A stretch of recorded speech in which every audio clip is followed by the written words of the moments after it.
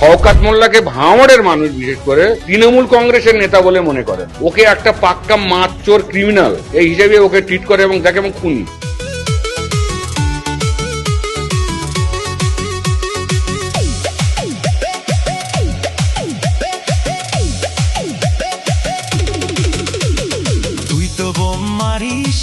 আর bomb বাঁধিস তোলাবাজির টাকা নিয়ে মধুর হাঁড়ি চেটে ভোটে হেরে ধর্ণা দেবে কালীঘাটের গেটে।